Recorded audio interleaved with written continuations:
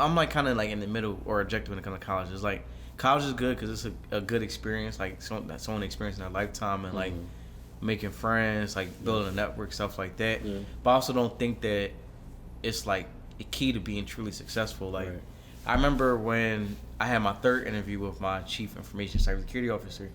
I remember one of the questions I asked him in the interview, I was like, how do you view certain, like having certs versus like experience? And he's one of those people that he believes experience is way more valuable than certs.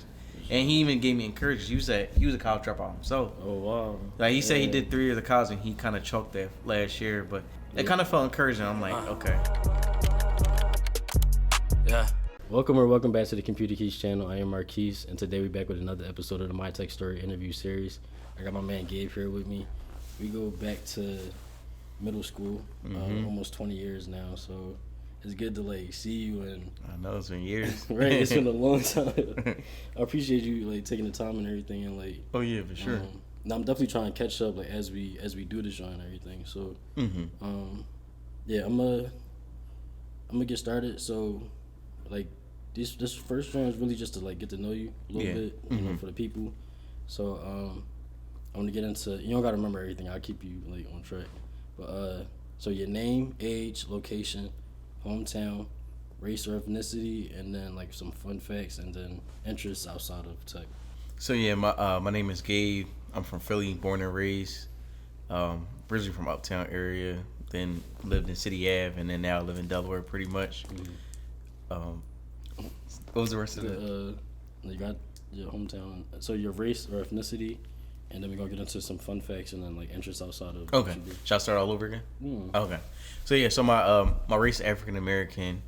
Some fun facts outside of like me working in the tech industry. So I do music produce on the side, not as much, really? But yeah. So I do make beats here and there. Yeah, I do make beats here and there, and then also another area that I'm dabbling in a little bit. But once I get more settled, I'm gonna settle in my field, and I'm gonna go into that more. But like voice acting. Oh, yeah. So that's another like side mission I do have on my radar. But outside of like those things and passion projects I got going on, another thing I like to do is travel a lot. Like I usually travel, whether it's like just because for work or family, friends, whatever the reason is. I do usually travel at least like anywhere from like 3 to 5, maybe 6 times a year on average. Yeah, that's what's up. All right, so you said a couple of things that I wanted to double back on. So first of all, I didn't know you made music.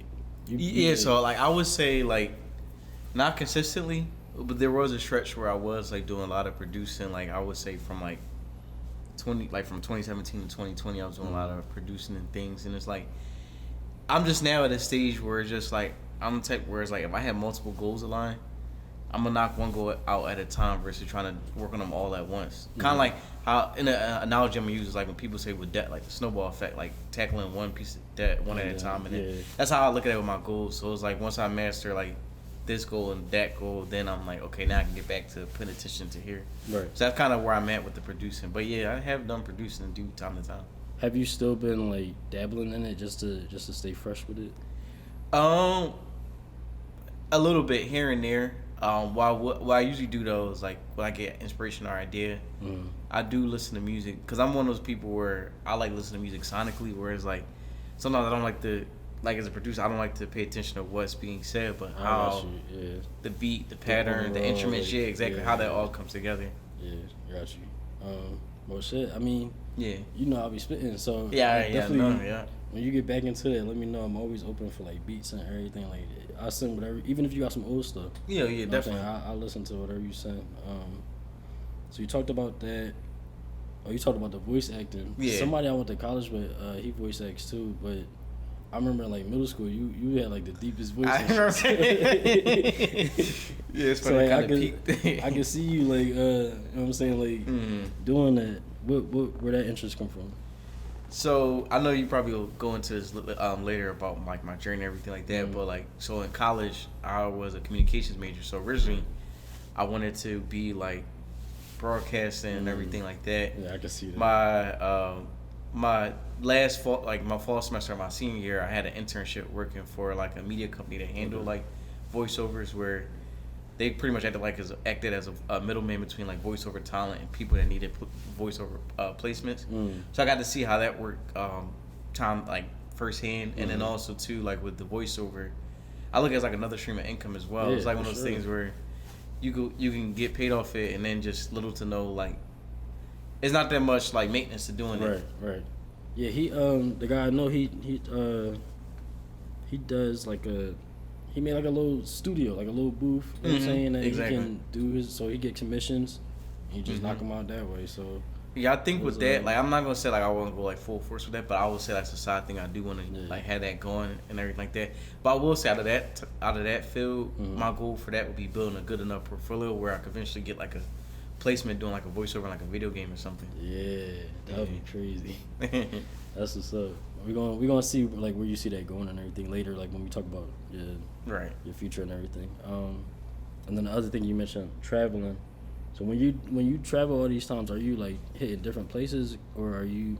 Because like, I travel multiple times a year, but most times I'm just going to Florida to visit my family.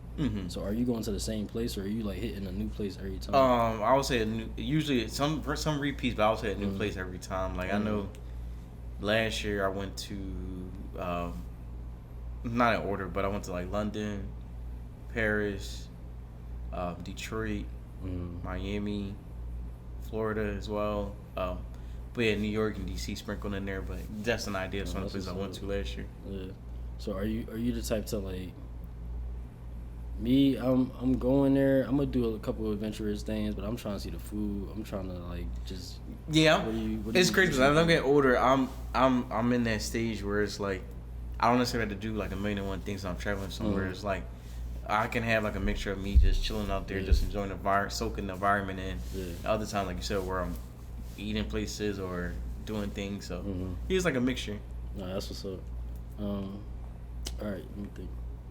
Yeah, that was all the follow-up questions I had for that, Joe. So I guess that kind of counts as like interests also. You mentioned the music and the voice acting, and you mentioned like video games. So are you like a heavy gamer, or are you? Not as much. Like I would say that probably started like in college, where my interest started peaking a little bit in video games. You probably could relate, but yeah, like middle school, high school, I was a heavy gamer where like you have a day off of school, I'm spending like a work shift like playing the game.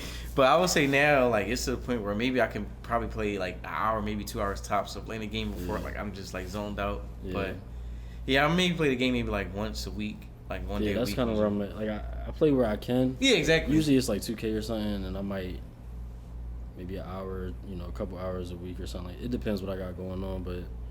It's after a while, it's like them joints kind of get the same. I want to. Yeah, and another thing too, because I'm one of those gamers where like you said, like when I do play the game a little bit, it's usually like 2K, Call of Duty, one of those games like that where it's usually like a multiplayer kind of. But it's like I am one of those people where I do play like role playing games. But I know with those type of games, it's like you gotta be locked in. That's why like if I end up doing that, then I'm I'm on the game for like 3 or 4 hours, and it's just so I do get the struggle. Like it is definitely a struggle. That first Spider-Man came out, I ran through that John. And when I finally got it, I played that John straight through. And then I got the second Spider-Man, and I might have did a couple Johns, but like it's just been sitting there. I ain't been playing it. It's like I don't know. I guess that's the growing up part and shit. So, exactly. But all right, let's get into your tech stuff. So, next question is, what do you do, for how long, and then if you feel comfortable, like a salary or a salary range or something. Sure. So pretty much what I do is I work for a startup tech company that specializes in like insurance, like commercial insurance. So pretty much for my role, I'm like an IT analyst, but with a heavy specialty in like system admin and cybersecurity. Okay. So like with the system admin part, since they're a startup tech company for insurance, so the system admin, I pretty much work alongside with my director, where we have like a special porter for like the different brokers to sell different insurance products that the company offers. So I pretty much assist with like getting new brokers set up in the portal, giving certain brokers or certain agencies like permission to access or levels of access within the portal. I also help like internal employees as well with other access within the portal or like other access within certain applications. I run reporting for OFAC, which is like OFAC reporting is pretty much a reporting that scans like all the details of like potential like businesses or people that they go in business with, just making sure they're not like on a terrorist list or anything like that. And then I would say besides that, and then in terms of like the cybersecurity element, what I usually do along with my CISO and my director of IT is like we pretty much monitor the servers and the network making sure there's not any compromising information or anything that could compromise the organization. Right. And then even monitoring like the server and the performance of our like portals that our brokers engage with and do business with. Because the way they look at it is like their whole big thing is like making things simple. Whereas like if someone needs a policy written up, normally for commercial insurance it usually takes like a few hours or sometimes days, maybe even weeks to get a policy binded and generated. They have it now where you can get a policy binded and generated within like 30 minutes tops, maybe quicker than that. So to them, they're big on like speed and simplicity. So it's like if there's the way they have it is that they see it as with the network. If the speeds are 800 microseconds or more, they consider a degradation where the speed is slower on the thing. And we actually could watch the sessions where users are on there, so we can see like if it takes too long for them to load something, like even if it, for example, like 5 seconds loading something to them is like slow performance. So anytime we experience like degradation within the servers, we pretty much reboot the server. So that's kind of like in a nutshell. I'll say in terms of salary range, I'm within that 70 to 75,000 salary range. That's cool. Yeah. And you started recently, right? Yeah, I started about 3 months ago. Yeah. 'Cause I remember, I don't know if I saw you post about it on your story or something, maybe. I think probably I reached out to you directly to let you know about it. Did you? Yeah, because I was letting you know I was like keeping you in touch or updated about like my job search journey. But yeah, I remember us talking. I think before you got it, right? Yeah. And then like after you finally got it, yeah, and you told me that. So how has the first 3 months been? I would say it's definitely a good adjustment. At first, it seemed like overwhelming in interviews in terms of like different systems I'm working with, and then like starting on, but. Cause like my director, he's actually like remote, so like he works out in the Midwest, and then the person above him, who I like usually work with, like the CISO, Chief Information Security Officer, he's also in our West Coast office. So basically, like the people I usually go to, they're all remote, whereas like I'm in the office, and like people that's in the office, they're like the underwriters and like the salespeople. So it's like I help them with on the tech side, but I don't really like do anything directly or report to them. So are you kind of like the only person? In office doing IT work, stuff, the type of stuff that you do. Exactly, but I would say the saving grace is that like the user the workplace, like the office, like the culture. Mainly, I would say probably about like 75% of the people there are like late 20s, early 30s. So like people my age range, so they're like pretty tech savvy. So it's not like I'm getting like bombarded with all these like tech issues in the office. Yeah. So before we get into, I do want to talk about what you were doing before that. You mentioned the portals and security, permissions, and stuff like that. So are you, I don't know how to say this, as you're like adjusting, because it's still kind of new. So as you're adjusting and everything, are you getting like familiar with other aspects of it? Like, I guess what I'm trying to say is the different pieces of what you're doing, right? That's all different knowledge that you could be add into your experience and stuff like that. So are you at that stage where you're like picking up on every little thing that you can? Yeah, I actually keep like a computer security and stuff. I actually keep a notepad at work where I jot things down. But one thing I have and that they have been letting me do is that when there's downtime, I have like a plural site account where I learn stuff. I learn stuff. So like a big thing I'm learning is Linux, because it's a lot of Linux. Because like when we work with the servers, I'm seeing them running commands at first, and then eventually they can give me the reins. So it's like me getting familiar with Linux, that's definitely new. But in terms of the other stuff that I'm learning on the gig, I pretty much adjusted pretty easily. That's good.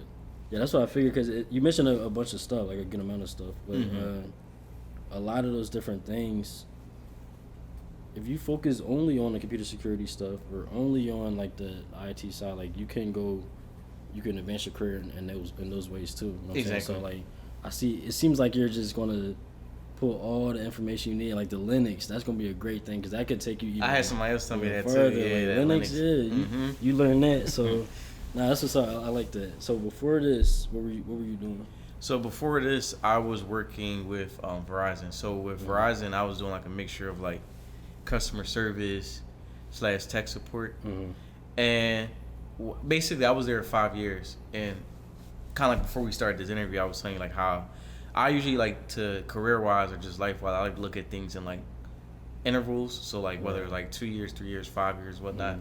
So it was like, I remember it was maybe like 2020, 2021 during COVID, because with Verizon, I worked 2 different roles. Mm-hmm. But COVID, I actually went into a fully remote role, like doing mainly mixture of tech support and customer service. So I was reevaluating myself, and I knew back then I wanted to get in like to tech full term. So I was like, get an idea of like, okay, within this time frame, which is around now, that I want to be like either actual hard to find tech role with Verizon or somewhere else. And what happened was, this was May of last year. Mm-hmm. So my company had a webcast, and basically the webcast, they were letting people know that we're about to do some layoffs, but not everybody's gonna be laid off. And they basically made it like a bidding system where you can bid to stay on or bid to get a severance. And keep it being, I wasn't surprised by the layoff, because one advice I would tell people when they're with a job or with a company, or any company, the company's year over year kind of gives you an idea of where the company is at. So with like $1 billion company like Verizon, year over year, they were down like 5% each time the last 2 years. So I'm like, they didn't do layoffs this past time, but I'm like, I knew that was eventually going to come. So I wasn't too surprised. So there was a time when they announced the layoffs that they basically had a timeline where you submit your bid to stay on or do the severance by like late June. And then they said like whoever opts to stay on or gets the severance, that will go into effect at the end of August. So at that time, so essentially I had like a 3-month window or a month and a half window to decide like what I wanted to do next. And at one point I was like feeling complacent in my life and just with the career, and I'm like, maybe this is a good opportunity for me to, because I was really on the fence like whether I should stay on just for security purposes, or like take that dive and like take, I'm not gonna say risky, but I would say calculated risk to like start something new. Anything that's moving you from something more comfortable or secure or whatever.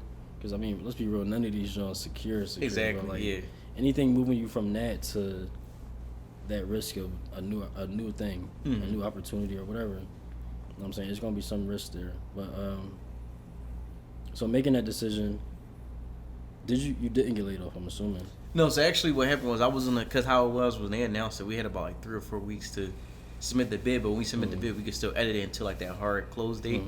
So when that happened, so at first I was on the side of like, okay, let me just stay on for security and see what happens there. But the good thing I can say about Verizon is that like they gave people a lot of options, they gave people a lot of information, so people can make the best informed decision. Right. So they had workshops for people that want to go to severance route or people that want to go like staying on. So I actually attended both workshops, because my thing is when I was weighing out severance is like, when I was weighing out severance, I'm like, my big thing is like how benefits work, because I'm like, you older now, you can't be on your parents' benefits, so it's like how benefits gonna work, how it's like severance works and stuff like that. So I heard that all out, and then when I went to the state on the side, like went to the workshops, if people stayed on, one thing that people asked and we couldn't get a hard answer on was like, is our pay going to be the same if we? Because basically, how they were going to do is that they were going to give people like kind of new or revamped roles. So basically, more roles with more responsibility. Yeah. But the way they were leaning, it doesn't seem like you were going to keep your pay. It's probably going to be like a pay cut. Damn. And it's like I'm a big believer, if a ship is sinking or you can start to see it sink, it's best to jump off now versus like when it's like fully sinking and you try to get a lifeboat. Yeah. All right. Before we. All right. So.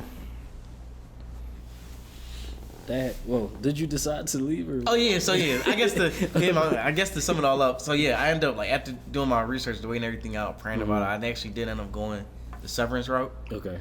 So yeah, so like they announced at the end of June that I'll be part of that severance group, and then pretty much the severance will go in, or my last day of employment will go into effect late August. Okay. So during that time, you said you were there 5 years. This was 22 or 23, so last year. So from that time to now, what went into getting this job now? Like, were you doing certs? Like, what were you doing to get this job now? Sure, that's a good question. So during that time, because I did have a nice severance, because there were people that did choose a severance option, they were given like additional, like what they call severance or transition bonuses on top of like your severance pay. Right. So I had a good cushion to keep me afloat financially. So during that time, of course, applying to jobs, studying for certs and things of that nature. I was keeping myself busy. But yeah, I would say definitely like I was studying for certs. I was studying for certs. I was applying to jobs aggressively.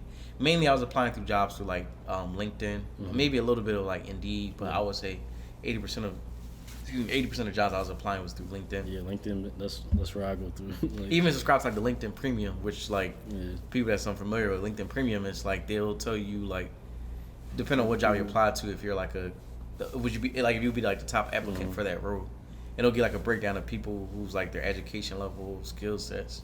So yeah. So the job you got now, you got that off of your previous experience. You didn't have to get. Yeah. So exactly. So what happened was it was actually a recruiter that reached out to me on LinkedIn because on LinkedIn you can have an option where when you're searching for jobs where you can turn it on like open to work feature where pretty much it lets people know. Yeah, open for work. Yeah, exactly. I'll do that. So yeah, recruiters reached out to me. So it was a recruiter that reached out to me. She was like, "Hey, I think you'd be a good fit for this role." And I ended up looking. I'm like, "Oh yeah, this definitely looks like something up my avenue." So me and her had like a phone screening. Yeah. Because with those recruiters, they sort out somebody to represent them or their agency for this job. So when we came to an agreement, she was like, "Oh yeah, I'll put your name up for it." So that's what happened. And then I went through like 4 rounds of interviews after that. Damn. First with the director of HR. Second was with my actual like director that I report to now, director of IT operations. Third was his director of information security. And then the last interview was with our COO, our chief operation officer. They couldn't combine them. Yeah, I was like, first 3 was virtual. Last one was in person. Yeah, exactly. I mean, virtual one's not too bad. At least you ain't gotta like dress up and go each time.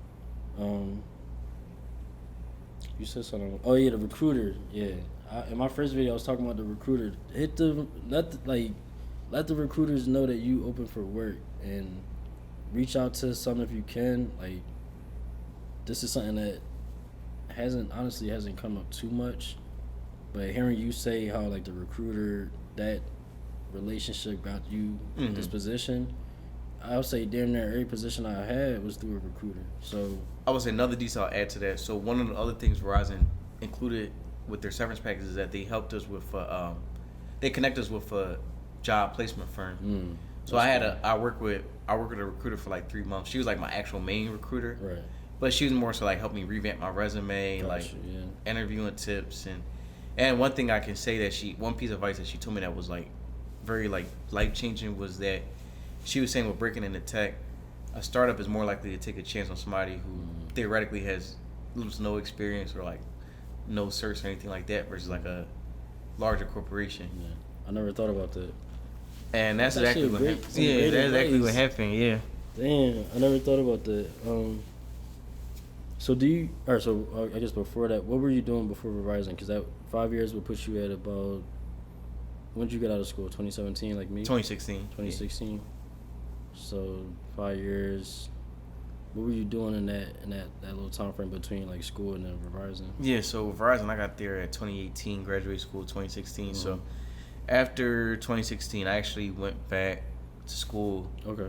For like a year and a half to get my master's. That was in more so like sport management. Cause I would say like, I know you're gonna get into that as well, but I would like with that during the grad school period, I was thinking about sports management, like working in front office of sports. But throughout that time, I had a graduate assistantship that paid for my tuition. Damn. But that was only like a part time. I was only working like 10 to 20 hours a week doing that. And then that's when I ended up getting a part time job with Apple. So before Verizon, I was working at Apple. Okay, let me see. Do I want to get into? All right, no, I think that's a good segue. So the next question is, what and or who first got you interested in tech? It sounds like, and the next question is, was tech the original plan? So actually, this might be the first time I'm gonna do this, but I'm gonna kind of combine these a little bit. So you were doing sports management as you got communications bachelor's, right? Yeah, exactly. Sports management master's. And then you got the internship at Apple. Were you like on the Genius Bar? Like what were you doing? So it was kind of like Genius Bar, but it was more so like because like people think Genius Bar is Apple stores, obviously, but how they were, it was like a new program that they were rolling out where they essentially went to a Genius Bar at like third-party locations that sell Apple, so like the Best Buys and Target. So the area they put me at, I was pretty much in between Best Buy and Target, where I was pretty much doing the Genius Bar stuff for them. So that was during your master's, like exactly, while you were in school. Because that job was also part-time as well. So where did the interest for this pivot into tech? Because you mentioned at Verizon you had two different roles. One was a little more IT at Verizon. Correct. Before going into your actual IT role now. Exactly. So where did that pivot come? Like, where did that interest come from? Sure. So with tech, I would definitely say, like, I mean, honestly, that wasn't like my first interest at 1st. So yeah, as I mentioned originally in undergrad, I wanted to do like I was the heavy media guy where like had a radio show on campus. I was a producer of a sports talk show on campus. I wrote for the newspaper at the school. You went to Westchester. Westchester, though, yeah, right? Yeah, that's what's up. Yeah, so I was like really involved with the media. But what happened, I think my reality with media was like my fall semester fall semester senior year. We had like a media. It was like a intro to TV media course. And our professor, he was like really plugged in with a lot of people. So like he was plugged in with former alumni and other like media figures. So like part of the class, he would bring in somebody each week to tell about their media journey. And people then, they used to say like, the media it would be like a grind. Like you would think like, oh, we're from Philly, like we can just get a media job in like 6 ABC, NBC right 10, you see but it's like you got to time. do a grind where you got to start off in like small networks. Like they were saying small networks, they were talking like one guy, he was like my former classmate 2 years before that. He was saying he didn't get his media role until like he had to move out to like Casper, Wyoming. Oh, you mean small markets like that? Yeah, like it's like a grind. Because he was saying like if you see it, like he's like if you look at the news like New York, LA, like the major cities, so a lot of news people was like older, like in their late 40s, 50s, some 60s. Because he was like, you go through that grind. And it's like me, I'm not someone who skips the grind or avoids the grind. I'm a big believer in just working smarter, not harder. Yeah. So it's like not seeing that out. It's just like, I'm not sure. Like this is probably for me. They just gonna have you all fucking. Bumblefuck Utah or something like that. Yeah, the weather. I mean, and then the other thing he added on top of that too, because he was like, I'm working out. I have a media role as an assistant producer out there for some media station out in Casper, Wyoming. But he said also I'm also a waiter at like Del Frisco's on the side to make ends meet, not like to be comfortable. He said to make ends meet. So I'm hearing all this. I'm just like, I'm not sure if this is like. I didn't know it was like that. Yeah, a lot of people though like. Media, like if you're good at your job, it's rewarding and fulfilling to like most, but it's almost like how it is with similar to like pro sports. Not everybody's gonna like get into that upper echelon. Bro, I always thought like even a small network, you a producer on that joint, you should be getting that's a lot of pressure. Yeah, because after that, because you gotta think like this, like you're competing. Not only are you like getting through the ground, but you're competing with people who went through those major like D1 schools and got the connections too. So it's like that's another thing to look into. Okay. So, was it that you saw?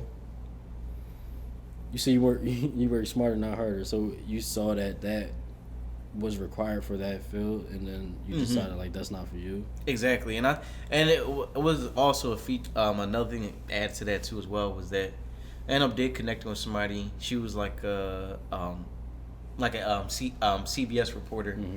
And she was like, we do got kind of like a paid internship role. Not like an actual job role, but she maybe could turn into an internship.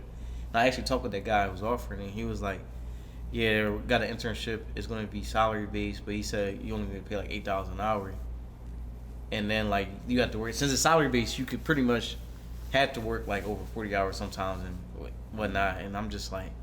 But you're going to always get that $40 at $8. Or 40 hours at $8. Nah. And I'm just waiting. I'm just like. Cause I'm big on like knowing your value and knowing your worth, and it's like, I just at that point I came to the realization I'm like, and that's when I kind of pivoted into like going to my master's and then sports management. That was another thing that was interesting as well. So like I'm big into sports and like knowing like the business of sports. But same thing after doing my program of grad school, and then same thing connecting with people within that field. Like I was going to like sports management like conferences and whatnot, and.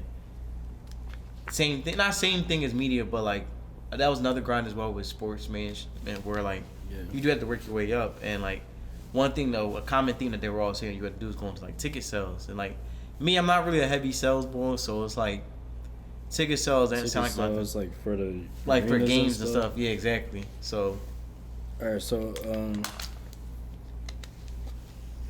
do you feel like you ended up in tech, obviously, right? But do you feel like, or does part of you wish that you would have noticed that sooner? Like, not, you said fall of senior year, bro. That's, you about to be done. Yeah, I was like, so, I mean, I wasn't necessarily, like, mad, like, not mad, but, like, disappointed, but I'm just, like, I'm glad I learned that now versus, learned that back then versus, like, me going into the field 2 years, 2 or 3 years, and I'm like, that's a good it's point. not for me. That's a good way of looking at it. So I'm good with like easily pivoting because I think that's a key factor and a key element in life. Like in life, things are always going to change and shake up. You gotta learn how to pivot. You gotta go with the punches, like roll with them. Yeah. So then when I came to that realization in grad school that sports management wasn't for me, then I was like, I'm still working at Apple, and I'm just like, you know what? I like what I do, and with tech, it's a growing industry and growing field.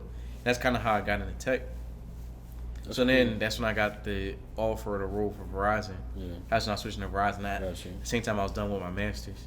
Yeah, I like starting at what you do now and then like seeing how you got to this point progressively. Right. So it makes sense. And I like your outlook on, instead of it being like, damn, you know, I shouldn't have got that degree or something like that. You're like, well, at least I didn't go into that field and then realize, you know what I'm saying? Because that could have definitely happened. My last question about this before the next one is, how do I say this? Do you feel like you're, all right, so in broadcasting or anything like that, you're a front man, you know what I'm saying? You're that person that's kind of like, you're delivering the news, you're delivering whatever that information is.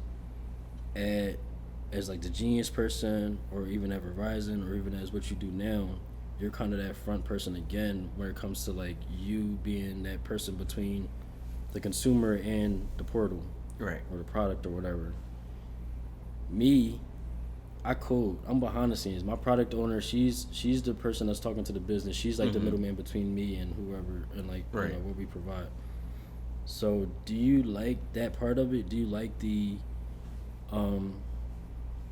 kind of being the voice of it, or like talking to people and like more of that type of stuff? I'm the type to like, just leave me alone, let me code. Do you like that? Like good. Being able to talk. That's a good question. So like, that was part of the reason with Verizon. That was part of the reason I wanted to get out, because it was a mixture of like the customer service and tech support.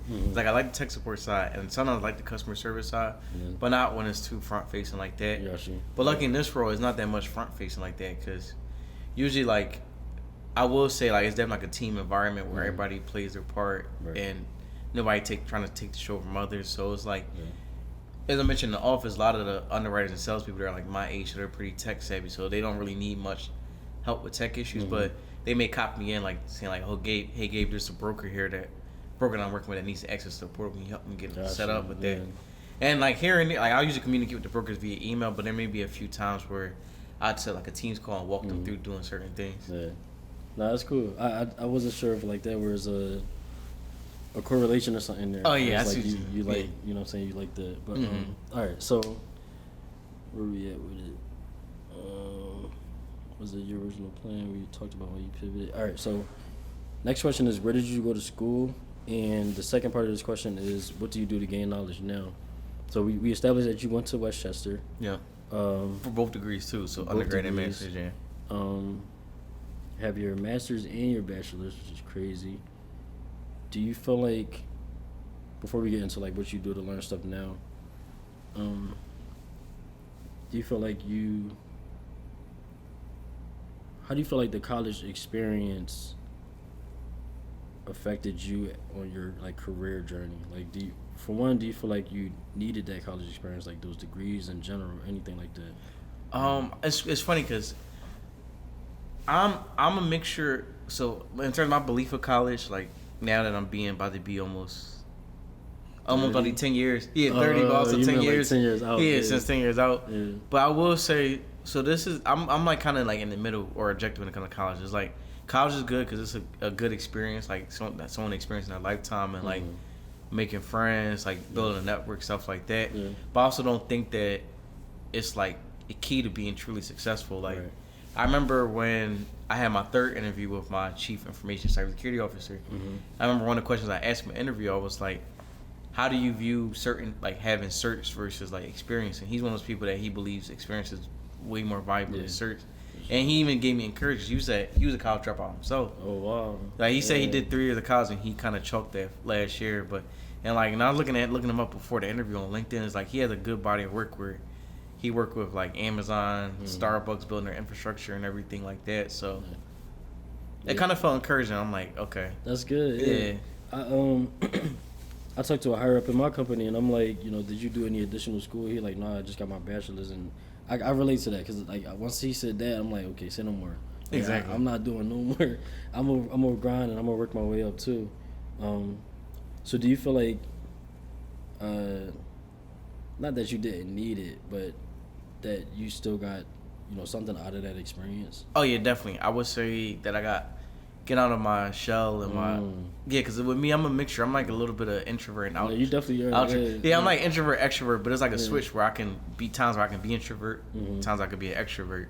So college helped me with that, and I will also say college helped me like interacting with people that's like different from me. Of course, like race, age, gender wise, and then also like networking, because it's like with college I was that student where I went to like various workshops and conferences, so it's like I was always big on like my professional development even back then, so it kind of translated now.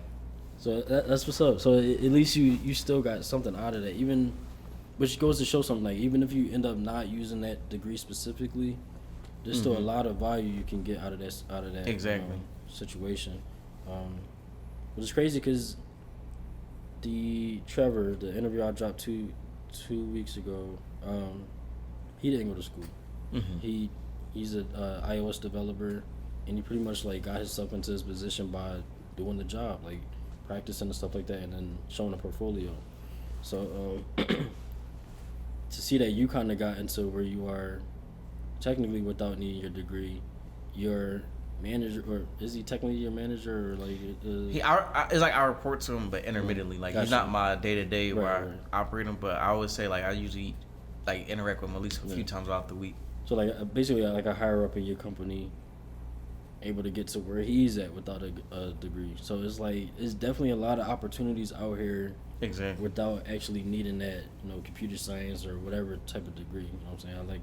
I like that. I love that shit. All right. So the last part of this question is, what do you do to gain knowledge now? So as you were, let's say, preparing for your interviews. As you were getting to ready, get ready, you got your start date. Now you getting into like, okay, what type of work am I going to be doing and stuff? What do you do to prepare? Like, what do you do to learn new stuff now? Sure, that's a great question. So during that job transitional period, one thing I was learning, because like with my experience with Verizon, of course I'm doing a lot of like hardware troubleshooting. So the hardware stuff I got down pat. It was the software stuff I had to learn. Right. I spent that time like studying for my Qomputer A+ exam. Fortunately, I came short of passing. Like I ended up failing it. But luckily with the job, they said I didn't really need it or it was required. But I would say it was a mixture of like I already knew hardware troubleshooting, so then I learned software troubleshooting. But throughout the interviews I had, those different rounds, they were direct saying like, hey, with this job you'll do this, this, and this. Like if you get this job, you'll do this and that. So one of the things they mentioned was like, hey, with our ticketing system, we work with Jira software. So what I did was as soon as he told me that, in between interviews, I'm already on LinkedIn learning how getting more acclimated with Jira software. Damn, bro, I love that. And you mentioned Pluralsight too. So were you, I'm assuming while you had the LinkedIn joint, you was making full use out of like the courses and stuff they have on there. Exactly. Are you on YouTube too? I started getting on YouTube lately. I wish I would have knew sooner. Like when I was studying for my Qomputer exam, it took me till after I failed to go on YouTube and see people.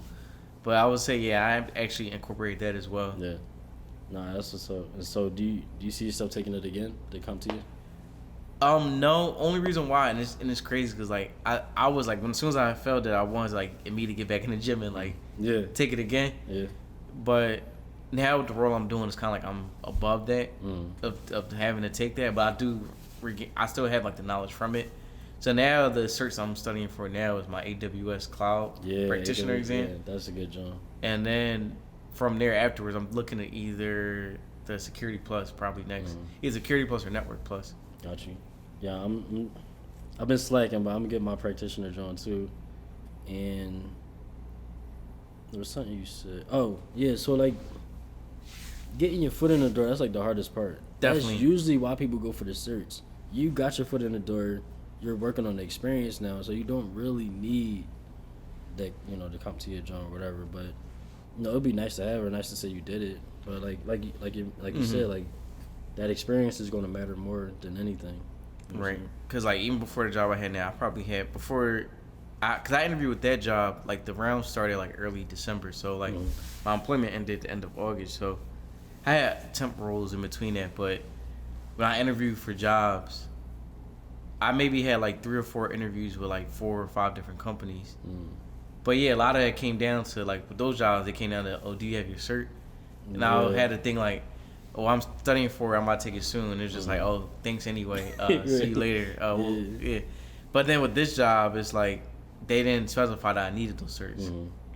Yeah, it kind of comes back to the startup thing too. Like, exactly, and it kind of like to my recruiter's point when she said like, yeah, startup is more like going to take a chance on you versus like a more larger corporation. That's what's up, and that's all you be needing is that chance. Like, let me come in, let me show and prove. You know what I'm saying? Like, I could do this job. Yeah, that's what's up. All right, so this next question, where we at with it? 40 something. I like getting into this. What'd you say for race or ethnicity? Like, I know you're black. African American, yeah. Do you know where you're from? Like your people's like. I haven't done the full history report. Yeah, me neither. So, all right. So, as a black man, what has your experience been like? You mentioned Westchester, which, given its proximity to Philly, I would say you probably had a more. I went to ESU, so you probably had a more diverse experience than me.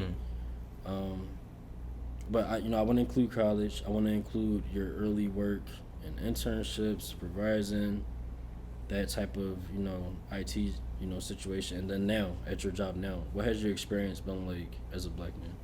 Well, I can even go back and add another element to that. High school, I went to Bodine. High school, Bodine, yeah. So it's like starting back at Bodine. That was like my first experience, like having like going to school with people that's other than like.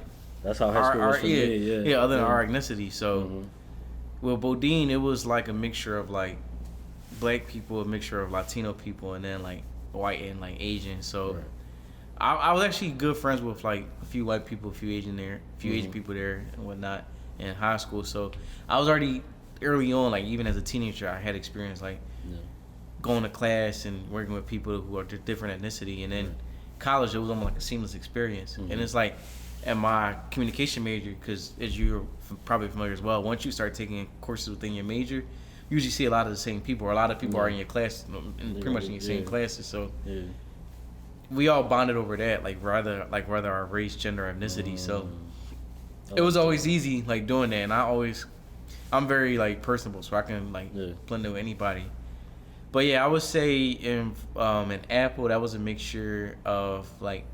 Mainly white predominantly, but a little bit of black people here and there. So that was a little bit of an adjustment. And then with Verizon, so Verizon, as I mentioned, it was like in 2X. So like the first 2 years, I was more so in like kind of like a sales / tech support role.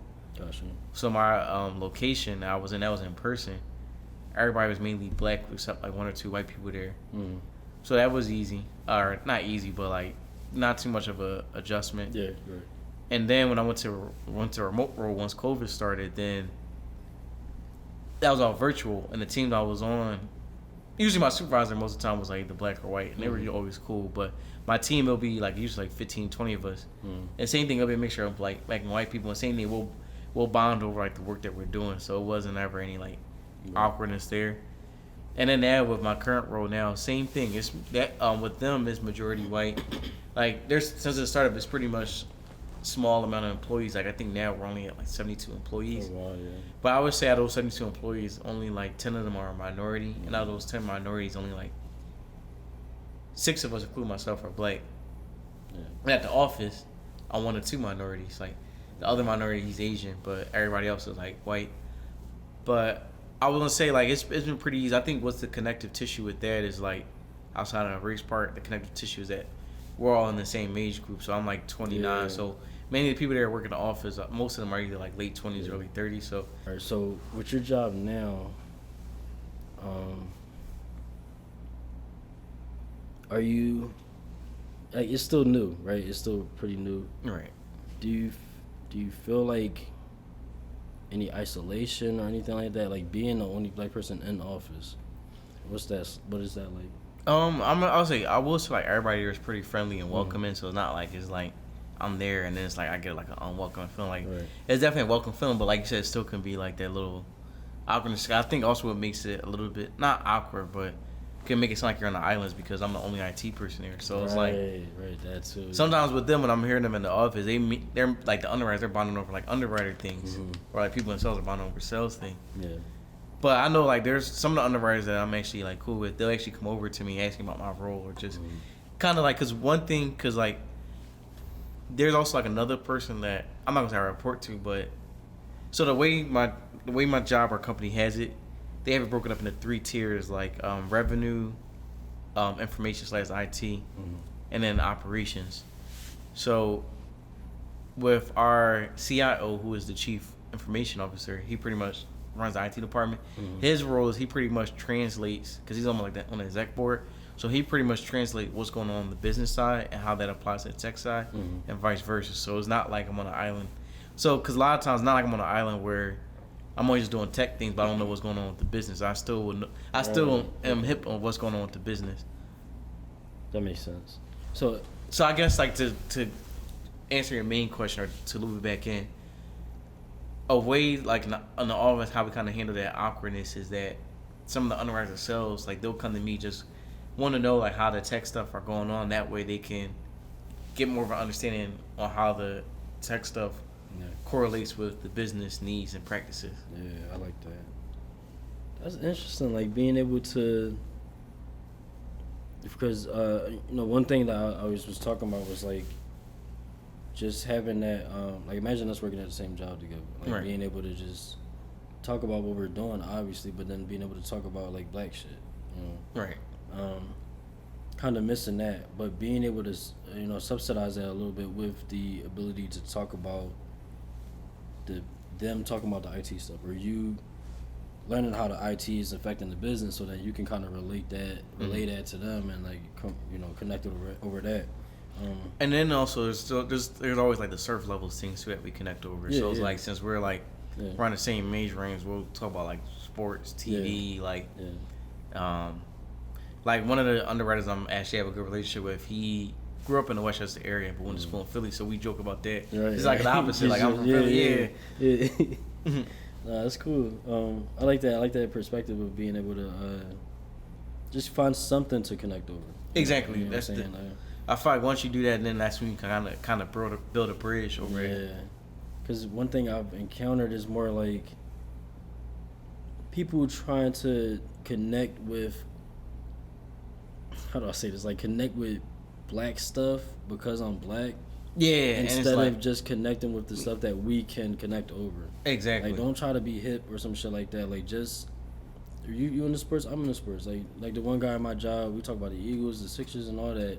It don't matter if he white and I'm black. It's just the fact that we have a common interest. Exactly. Yeah. Like one thing I'm getting, the one thing that, because my job, they have a good culture where like for example on Friday we do a thing where everybody puts $1 in, because they have like in the office they have like a mini golf putt where they have like golf things up against the wall, and then like the little mini putt down the hall. So it's like throughout the week I'll practice my form because I haven't gotten the board yet. But yeah, we'll joke about that. And they're like, yeah, you almost doing better this time. I'm like, yeah, I'm going in for a 3-peat. But so things like that. Nah, that's cool. I like that. I like because like a lot of the like I said, a lot of the negative stuff comes from like any like the stereotype or like that type of stuff. But being able to just connect with people over common interests, that's always gonna be top, top tier for me. And that, I think honestly, that's the thing that be missing from me. It's like, I was gonna say, is that similar at your job where you can have that? Some people, we connect over that. Majority of my team, we're just really just connecting over, the work we're doing. And then here and there, some stuff. Some small stuff outside of work, life type of stuff. People get married and shit like that. But like,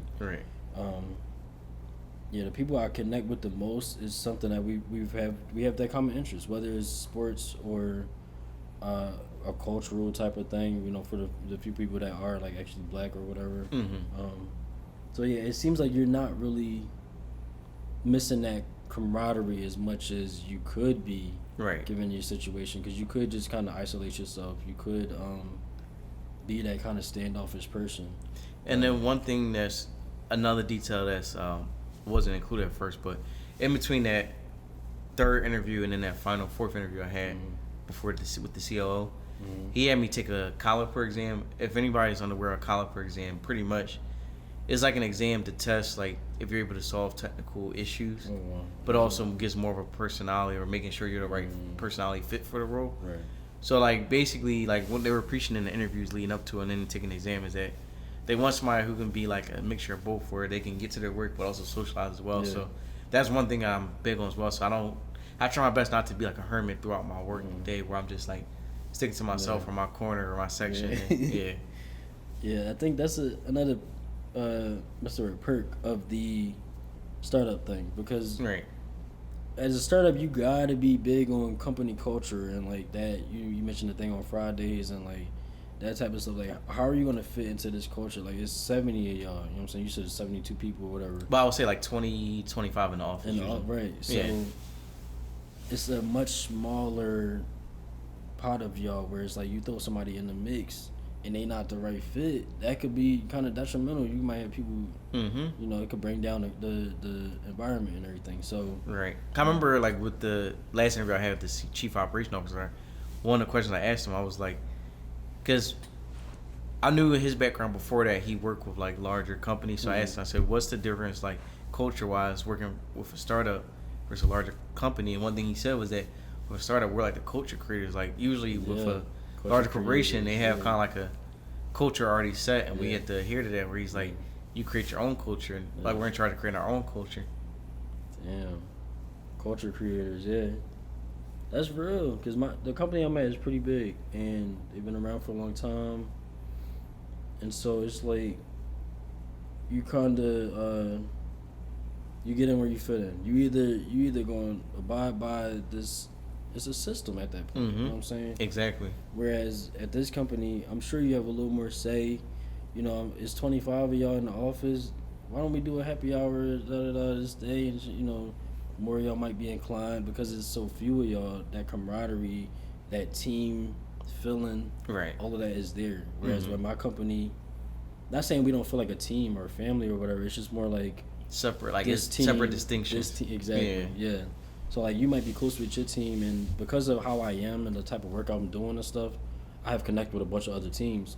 But generally, and if I wanted to, I could just only know people on my team. You know what I'm saying? Like, so I think you might be the first person I'm talking to at a startup, and I think that this type of perspective is needed for me. For people watching, but for me, because I never did that. All my companies, all my contracts, everything.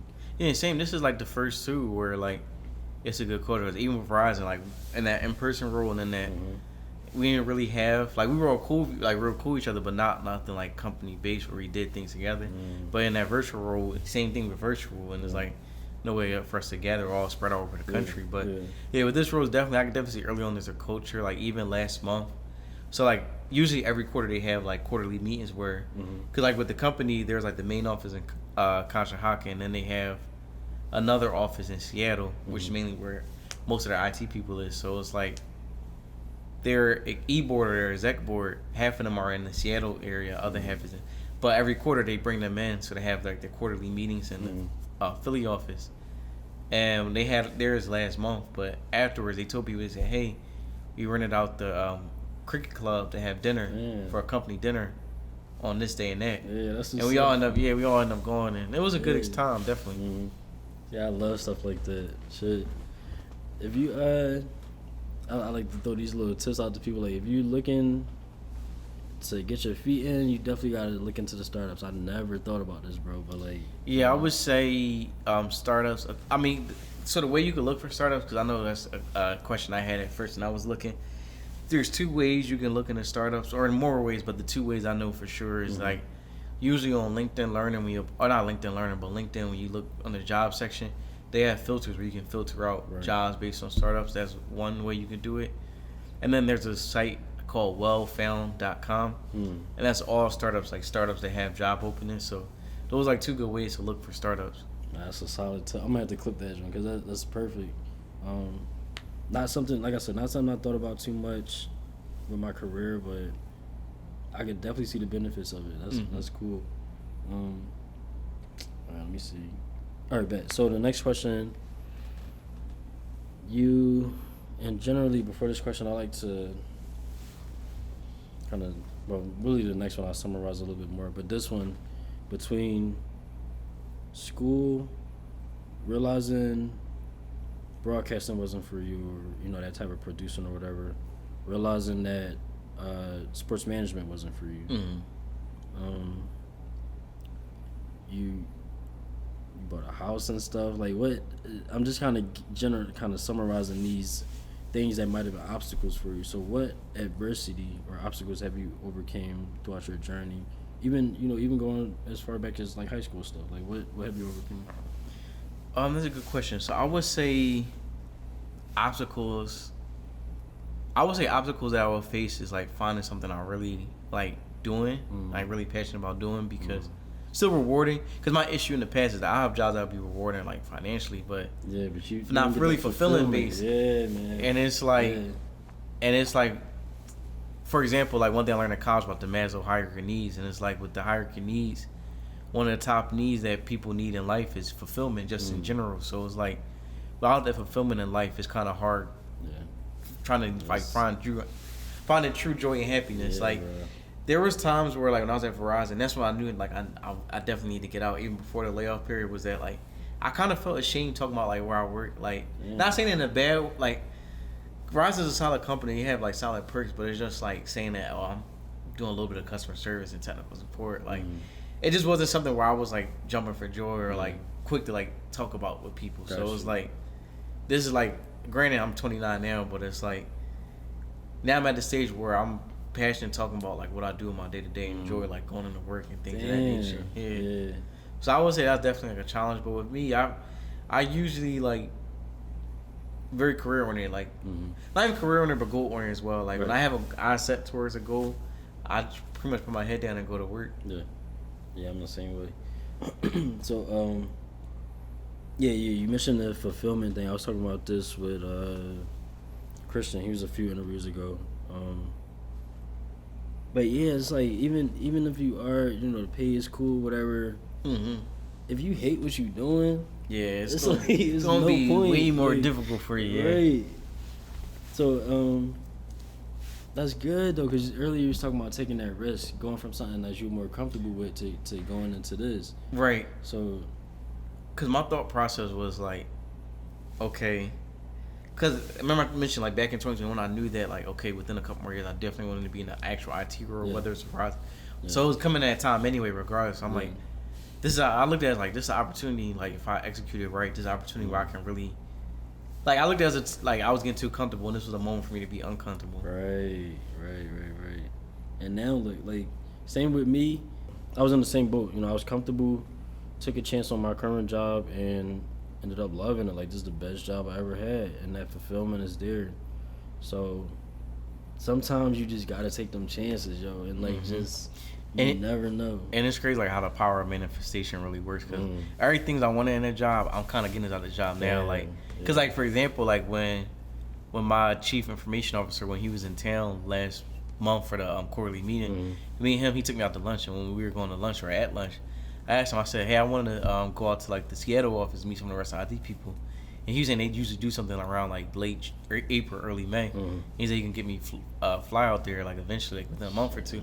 But it's like that's things I was looking for. I was looking for a job like that where I can fly if I want to go places, or like good company culture. Cause like things are very laid back. Like I'm not gonna say like laid back as like I could wear like a shirt and jeans to work, but it's not like something where I had to wear a suit. Where it's like I could just wear like business casual base.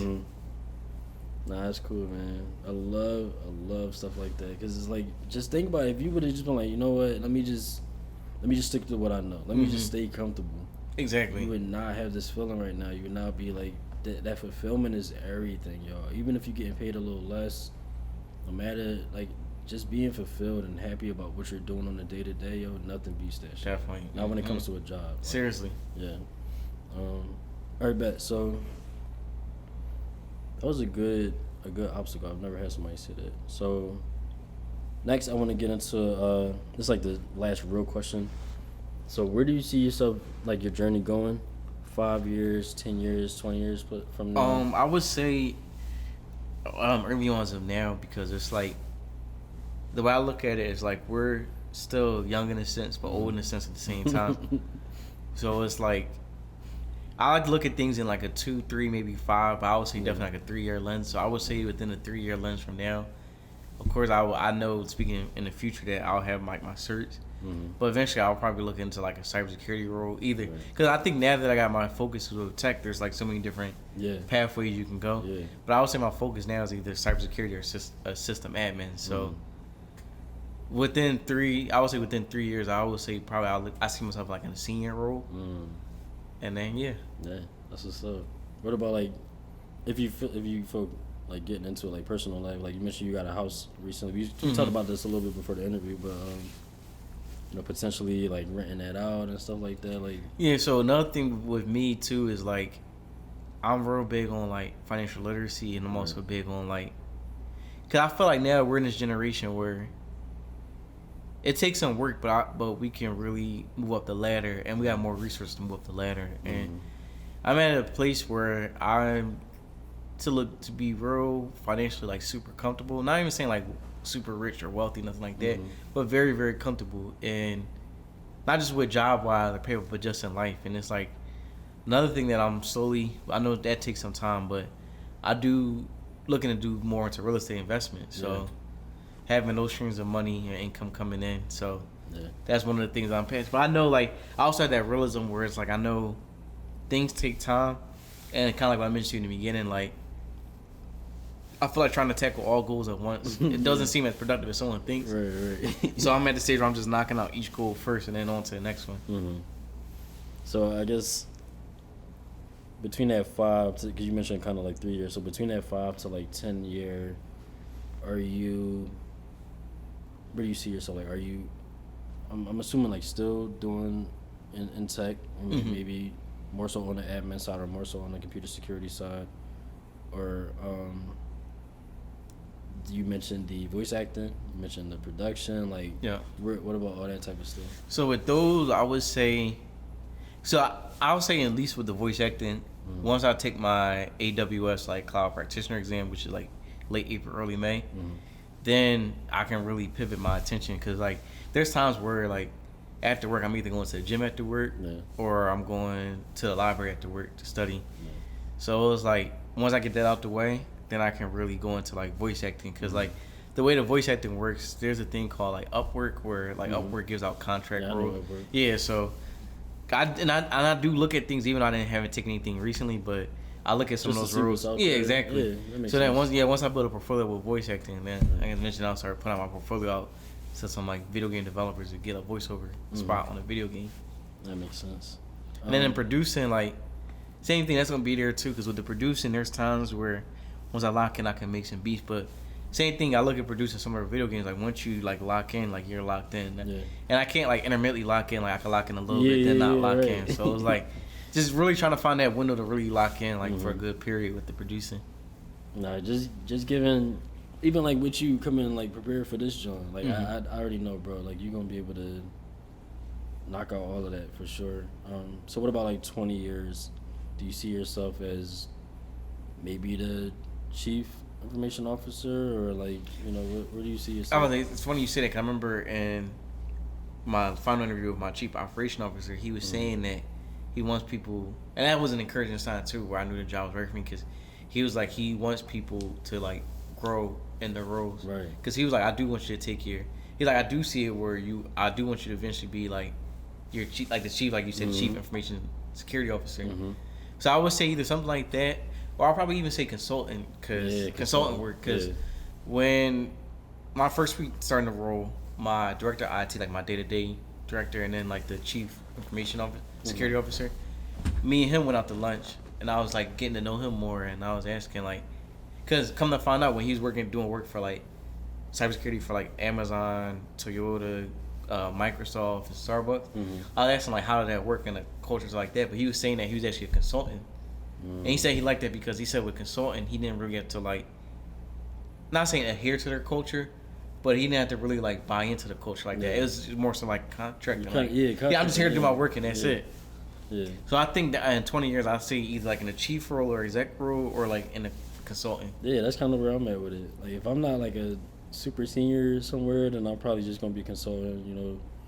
$300 an hour, just pop in, do some shit, and then what I'm saying, something like that. Right. All right, no, that's cool. So I have a lot of editing with this one. All right, so the last question is, what does retirement look like for you? Do you see yourself? Because it seems like you're the type that, and most people that I've talked to are like, they just want to keep. You're gonna stay busy in one way or another. So like, what does it look like for you? I would say stay busy, but be retired too, because like one thing that's important is like being hip to like what's going on around the world, not just within your industry, but just in the world, period. And like with me, like as mentioned, like while I'm focused on like financial literacy and freedom and stuff like that, I know that the way how it is with the country eventually, like we're gonna see, like we're seeing it already, where retirement age is getting pushed up a little bit. Like when we were younger, you see people say, 62, 63, now 65, now 67, 68. But we're gonna get to like with us, like as we get older, we're gonna see it now where like, or like years later, where they're gonna say retirement age is like 70, 75 pretty much. So it's like setting up these like streams of income kind of like negates having to work long. Right. So ideally, if I play my cards right and execute right, hopefully I plan to be retired by like 60, but still have, like you said, like side things where I'm not giving like full time commitments to. Yeah. Same for me. Like hopefully this type of stuff, all these little extracurricular things I'm doing can be monetized one way or another. Have them extra streams, real estate, right? My 401k, stuff like that. You know what I'm saying? Like that combination of stuff should make it so hopefully in theory you could retire when you want to. Exactly. Whether that's 60, 65, whatever. You know what I'm saying? Like that, just the freedom to choose. I think that's really what we're working towards. Yeah, the freedom. That's the key part right there. Freedom. Yeah, exactly. When you have the freedom, you can pretty much do anything. Yeah. But yeah, we gonna check back. We gonna see how everything going. All right, so we can start wrapping up. These last two, I like to combine them together. So this first part is like, what tips do you have for somebody that is maybe pivoting the way you did, or maybe they don't know where to go to get their foot in the door. They don't really know. And you gave some tips on this before too, but I like just kind of either reiterate or like give another type of tip, and then after that is like any like final words or like parting words or whatever. Sure. So I would say the final tips I would recommend. So there's two big tips that I'm really big on. And the interviewing part, that part is like really key. Yeah. And what I tell people is that treat the interview as like a date. Like a lot of times people think the interview is just like an interview, but it's like, think of it like a date where it's like you want to make sure you're a right fit for the employer and vice versa. Like the employer is the right fit for you. And it's like an opportunity to showcase yourself, because like if you think about this from an employer's perspective, they got 3 candidates. All y'all probably have like the same or similar like qualifications, but it's like what's gonna make you stand out from like person A or B. So I think the interviewing part is a key part to like really nail, like the opportunity for you to showcase your personality, showcase your confidence that things will get done. Not like, I think maybe I could do this, or it's possible, but like concrete, definitive words. But another important thing with the interviewing is like doing your research. Like that really goes a long way. So like each step when I had interview, like they'll say like, oh, with this role or with this next interview, you'll be interviewing with so and so. So what I would do before that interview, I would either Google them or research their name on LinkedIn, look at their profile, kind of see their background, and that kind of brings me to my next point about like having questions too. It's like more times than not, you're going to get a job if you're asking questions at the interview. If you're just like, if they're just saying, oh, if you have any other questions, like, nope, that's it.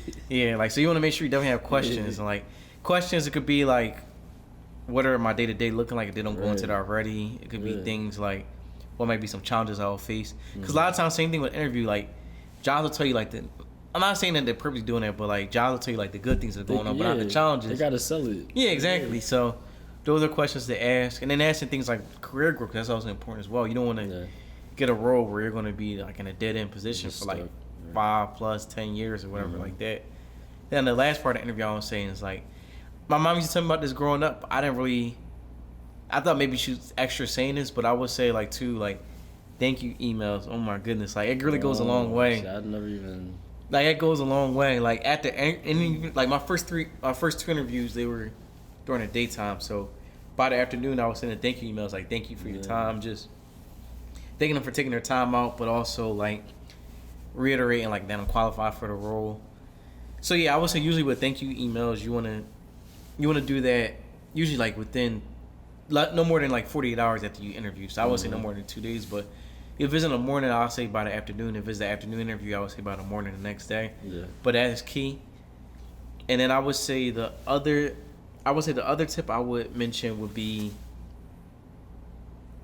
I was not doing your research, but I would also say too, just networking. Like, even though I'm in the IT world already, I'm still not complacent. I'm not satisfied. Yeah. So it's like, I think you may have mentioned this to me. I think I may have heard this mentioned on another pod, but networking as in like, because what I'm doing now is I'm looking up Philly Tech Week, for example. Like, I'm planning on attending that like the first week of May. Like, there's like different tech conferences going on within like the Philly area or within your area. Yeah. And then even like, not even just with Philly Tech Week, but others like within the calendar year as well. So that's one thing to get your foot in the door as well. Because networking, you're building up these relationships. Right. And for all you know, person you can network with, like, hey, my job is hiring here. I think you would be a good fit. Yeah. So, yeah.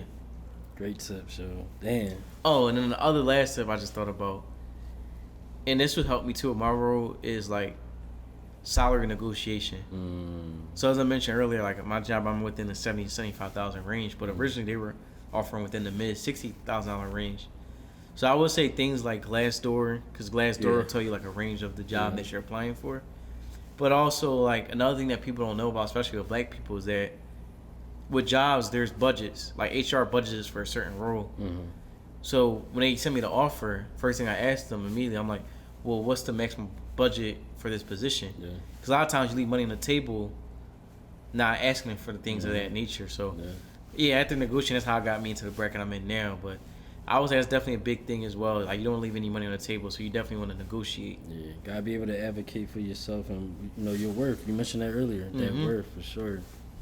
Damn, bro, this is a good joint. Yeah, definitely. You came here spitting. You got any like final words? Anything you want to plug or anything like that? I guess the only final words I would say is that if you want to connect with me or anybody watching like wants to connect with me, you can just connect with me at Gabriel Smith at LinkedIn. But yeah, definitely. Hopefully this is able to help a lot of people. Yeah, I feel like for sure. Like your story, which is why I'm so glad you was able to do this. I wanted to get you on here. Is like, I wasn't aware of how much of a pivot you kind of did, but like just hearing that people can get into these roles, and I'm gonna talk to you outside of this because it's something I want to get with you about. But like just hearing how you was able to get yourself to this position, being open to them opportunities, being open to, putting yourself out there, continuously learning, all of that type of stuff got you to the spot where you're at now, and that's the stuff people need to see for sure. So definitely, again, bro, I appreciate you taking this time. Yeah, of course, thanks for having me. Been another episode of My Tech Story. My man Gabe, he gave y'all some good gems today. I hope y'all really take something from this, John. But yeah, that's it. Y'all be safe.